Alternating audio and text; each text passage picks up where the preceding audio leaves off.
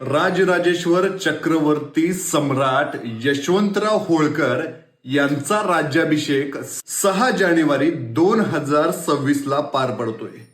या राज्याभिषेकाला तुम्ही नक्की आलं पाहिजे जर तुमच्यात परिस्थिती बदलण्याची जिद्द आहे।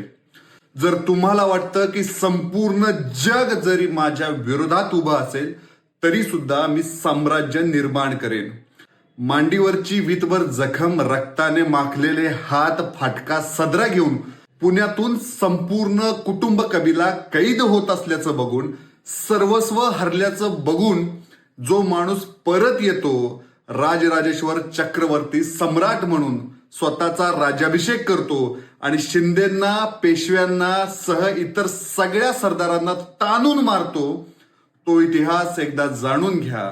सार्वभौमत्व काय असतं, स्वतःची ताकद शोधणं, निर्माण करणं, समाजातून नाकारले गेलेल्या सगळ्यांना एकत्रित करून एक सैन्य उभारणं। आपण नेपोलियनला यशवंतरावांशी नेहमी कम्पेअर करतो, तुलना करतो। समजा नेपोलियनची उंची इथे, त्याने युरोपचा 80% भाग जिंकला होता।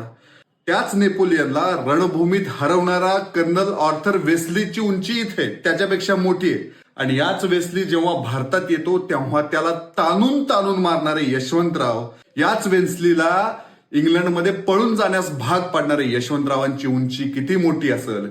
यशवंतराव होळकरांचा इतिहास पाहायचा असेल तर वाफगावला येऊ नका।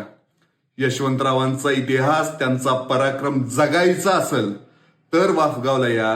दरवर्षीच्या 6 जानेवारीला किल्ले वाफगाववर होळकरशाही पुन्हा आहे तशी उभी राहते। मावळे जमतात, राजे जमतात आणि राज्याभिषेक पार पडतो। इतिहासाच्या पानावरून आपल्या डोळ्यातून निसटलेली घटना पुन्हा जगायची असेल, शून्यातून साम्राज्य निर्माण करण्याची प्रेरणा घ्यायची असेल, 6 जानेवारी 2026 ला हा राज्याभिषेकाचा कार्यक्रम पार पडतोय।